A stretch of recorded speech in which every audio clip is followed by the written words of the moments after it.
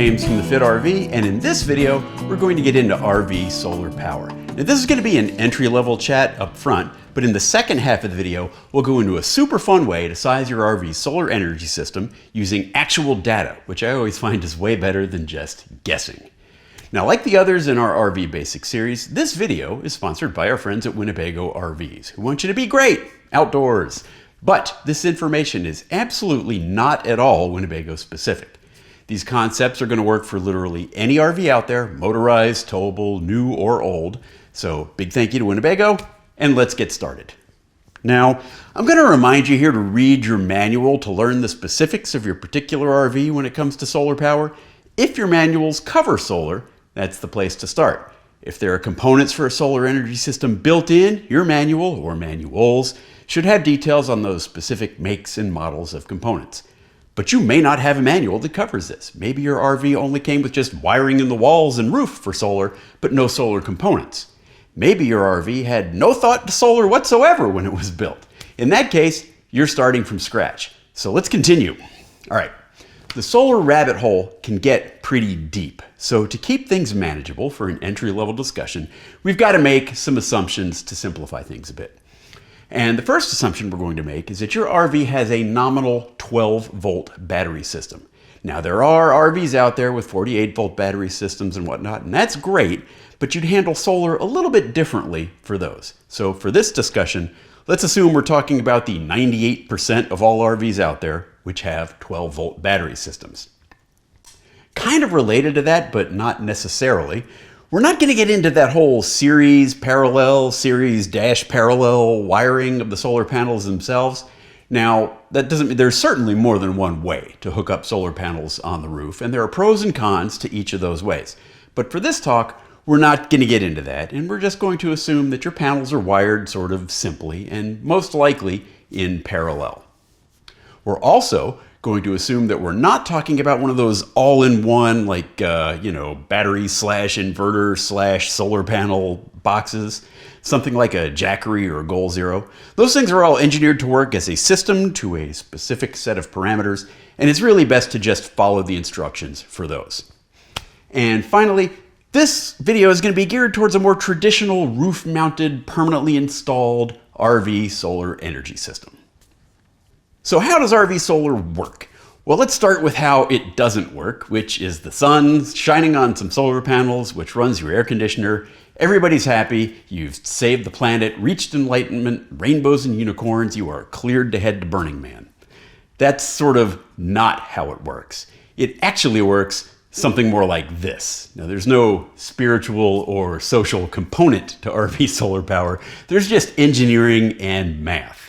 You see, RV solar is really just a part of your RV's complete electrical picture. And there's another video in this RV Basics series that gets into your electrical systems in more detail. But for an entry-level discussion of RV solar, we don't really need to know all that much. Basically, all you need to know is that RV solar is a way to charge your house batteries. And yes, I'm simplifying here for the sake of understanding, but if you enjoy running your water pump at night, this is really how you need to think of RV solar. So, what do we need for RV solar power? Well, out of that big diagram before, there are really just three basic components that we're going to talk about. Solar panels, a solar charge controller, and batteries. And we'll start with the most obvious ones, and those are solar panels. Now, we all sort of know what solar panels look like, and here you can see three of them on our old RV Lance. Now, RV solar panels come in different types. There are traditional rigid panels, like in this picture. There's also flexible panels, semi-rigid panels, panels you can walk on, etc. And I'm not going to tell you that any one kind or any one brand is better or worse than another. Now, the panels also come in different sizes and shapes. There are square ones, long, skinny ones, rectangular ones, what have you. And when you're trying to fit solar panels on the roof of your RV, particularly for smaller RVs where roof space is limited, those size and shape considerations will be pretty important to you as you try to fit things around your other roof obstructions. But for the most part, you can honestly just choose whatever panels work for you. Like, suppose you have like a classic Airstream with that curved roof line. You might opt for a flexible panel there so that you don't sort of wreck the whole look of your RV. And that's fine. We've had, I think, maybe 4 different brands of solar panels on our RVs over the years, and I honestly don't have a favorite. I will use whatever fits. Now, what you do need to pay attention to is the rating of the panel. And for power output, RV solar panels are rated in watts. But for a 100-watt panel, you need to realize that 100 watts is the output you'd get at solar noon on the equator on a cloudless day on the summer solstice. Most of the time, you're going to get quite a bit less output than what the panel is rated for. Now, RV solar panels also typically have output voltages in the 16 to 20 volt range, which pairs up well with a 12 volt battery system. But that output voltage is not constant. It can vary from moment to moment with clouds, temperatures, what have you. That output voltage is going to be important when we look at the next component in a typical RV solar power system, and that's the solar charge controller. There's a lot we could say about a solar charge controller, but in the interest of keeping things simple, let's just say that a solar charge controller is a voltage and current regulator, basically a battery charger. Its job is to take the output from your solar panels and convert it into something appropriate to charge your batteries. So like here, this is a video grab from our own solar charge controller. And the first thing I'll tell you is that we've got 700 watts of solar panels on the roof, but as you can see, we're getting less than half of that in output. And you can also see that the voltage is bouncing around quite a bit on the input side. But on the output side, the controller is holding it steady at around 13.4 volts to bulk charge our lithium batteries. That's what it's supposed to do, so it's doing its job. And by the way, day to day, there's not much you need to do with your solar charge controller. They turn themselves on and off with the sun. Once they're set up properly, there's really nothing for you to do. If yours even has a display, that display is going to be pretty much just kind of FYI. So, important things to think about for your solar charge controller are, number one, since it's a battery charger, does it have a charge profile that's appropriate for your battery type? Nowadays, most will have charge profiles for wet cell, AGM, and lithium batteries, which covers just about most RVs out there. And number two, is the rated capacity of the charge controller enough to handle your anticipated system size? You'll find these are usually rated in amps of output, and in this picture, you'll see that this one is very plainly rated for 30 amps of output when charging a 12-volt battery system. Which brings us to the third component in an RV solar power system, your batteries. And if you'd like to keep the lights on at night or listen to the radio while clouds pass overhead, this one's pretty important. We talked about this in the basic electrical video, but RV batteries come in a few different types. There's traditional wet cell batteries, there's AGM batteries, which are also sort of lead acid batteries, but without anything to spill, and lithium batteries. Those are becoming more and more common. The good news is that any of those battery types can work just fine in an RV solar power system. But, particularly for what's coming next, you will need a way to keep track of the state of charge of those batteries.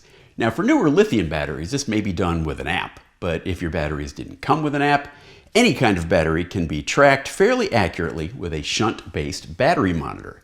And if you don't have that, you can always fall back to a good old state of charge chart like this one. For lead acid batteries, you're also going to want to make sure you're paying attention to the 50% rule, which says basically keep your batteries at 50% charge or greater to avoid chemically damaging them and reducing their capacity. And now that I've said capacity, regardless of your battery type, you want to know the capacity of that battery or battery bank. And I'm just going to say this now, you need to know that capacity in watt hours, not amp hours. Amp hours is sort of an old school way of stating battery capacity, and it isn't even a technically correct unit to describe an amount of stored energy. Like, have you ever noticed that the power company charges you for energy in terms of kilowatt hours instead of amp hours? Well, that's because they know what they're doing, so we're just not going to use amp hours anymore. Besides being technically correct, this will actually make the math much, much simpler later on. But maybe all you know about your battery is its capacity in amp hours. So here's a quick and dirty conversion for you. Multiply by 12.6. So a Group 31 AGM battery with a rating of 105 amp hours has a capacity of roughly 1,325 watt hours. But the 50% rule means you should never use more than half of that, so that 105 amp hour battery has a capacity of about 662 watt hours. So those are the main components to a solar power system. Now for the 64,000 watt question, how much solar do you need? Perhaps not as much as you think.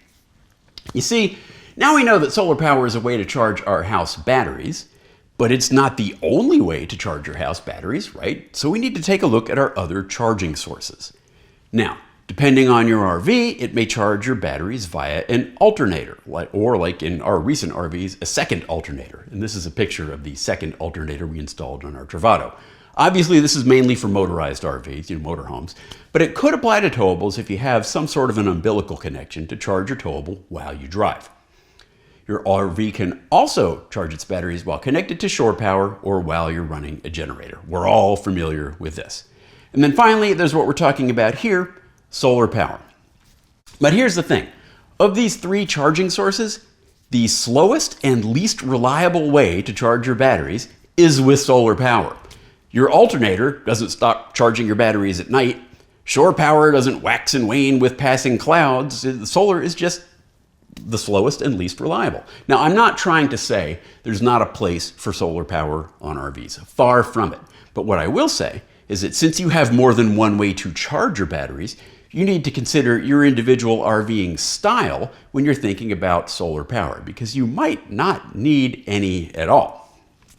So, for example, if you're the kind of RVer who spends most of their time mainly hooked up at full-service RV parks and campgrounds, I'm going to say you just don't have much need for solar. I mean, why would you? You're plugged in, right? If you've got a motorized RV and you find yourself driving most days, and this seems to apply to Steph and I, you might find that you get most of the charging you need from your alternator, and therefore your solar need might not be that great. But if you're the kind of RVer who likes to get off-grid and stay there for a while without moving, well, that is your best use case for solar power.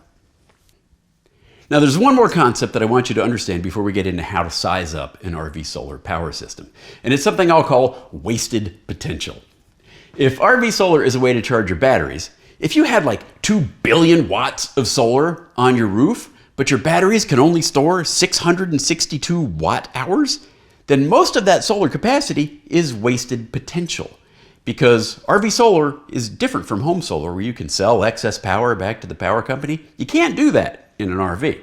So once your batteries are full, they're full. That's it. The rest is wasted.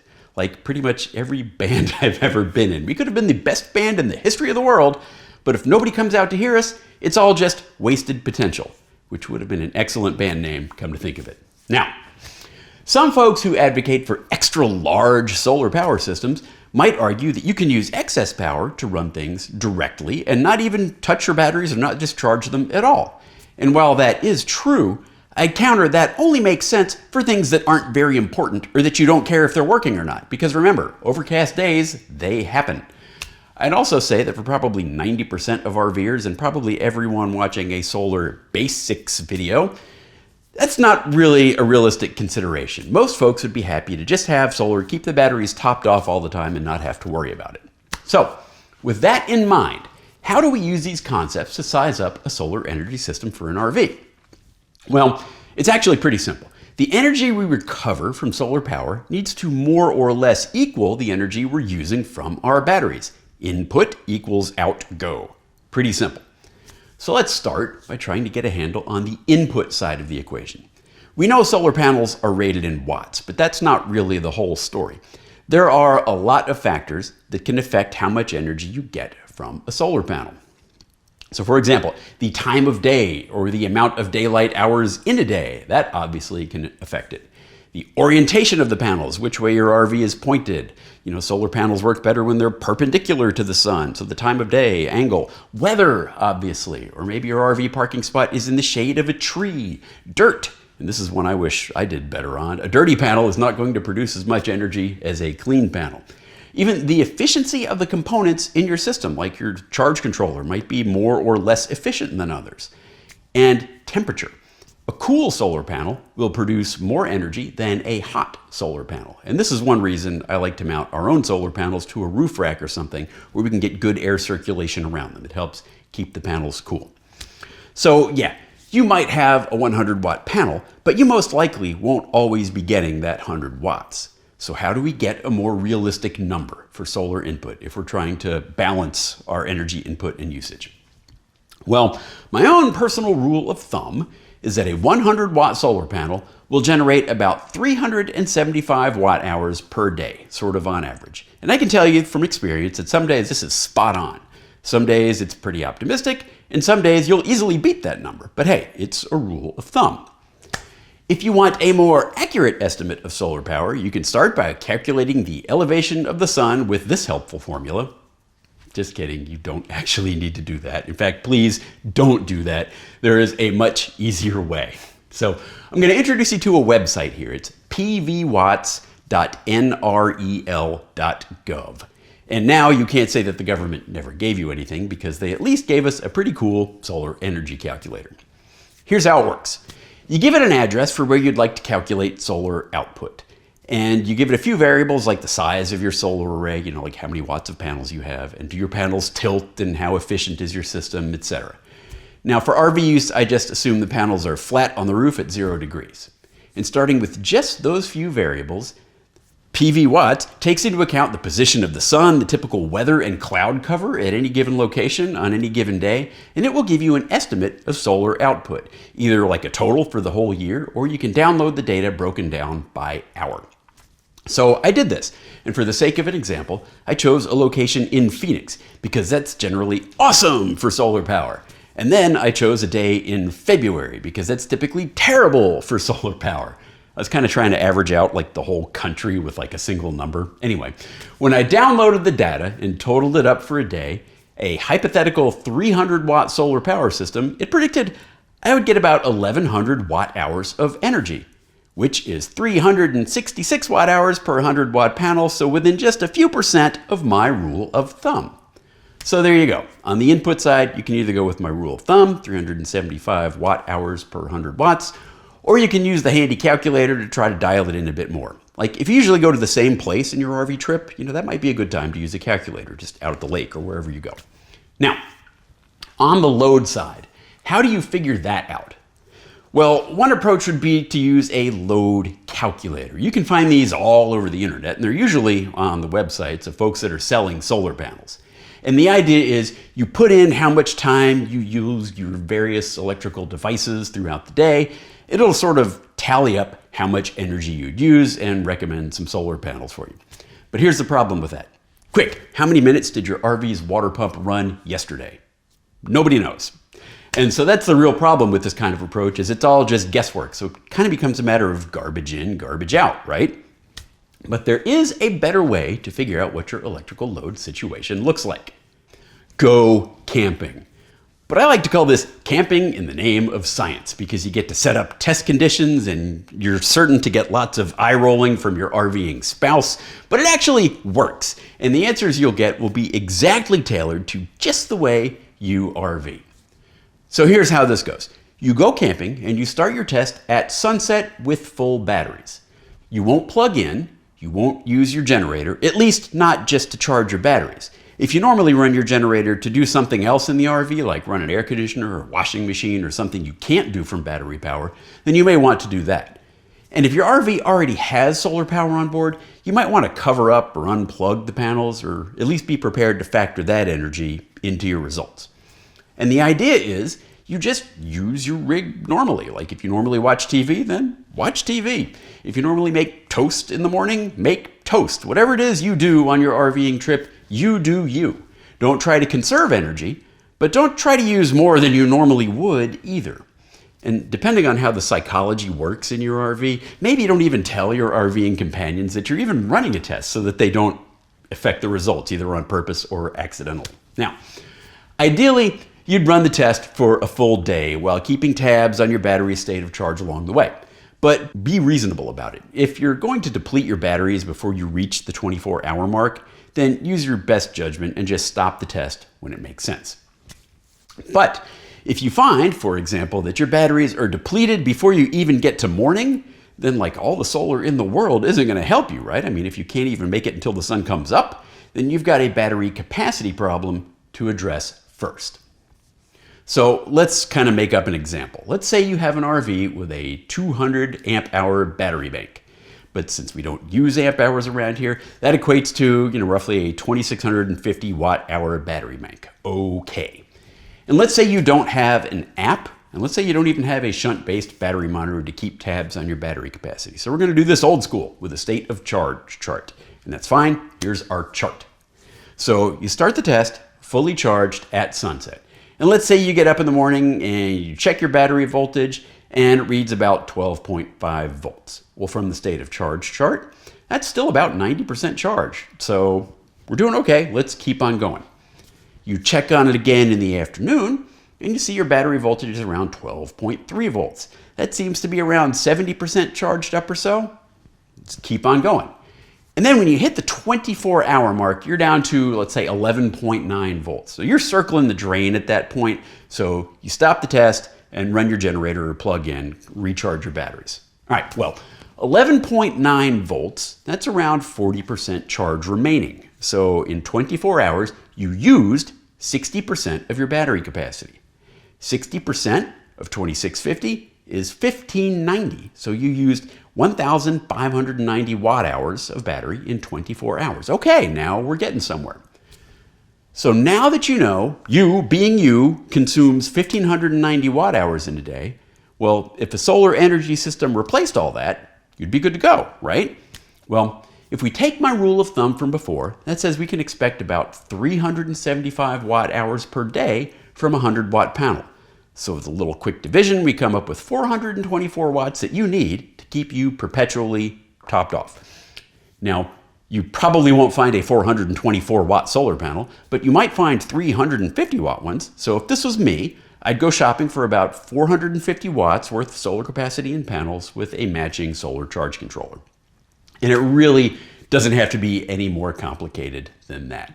And that's about it. Most RVers won't need to go any deeper than that to make use of solar power while they're RVing. And now, since you've made it through this video, you have an evidence-based approach to figuring out how much solar power you might need in your RV. Hopefully, you found this useful. That's going to do it from here. So from us and from our friends at Winnebago, happy RVing.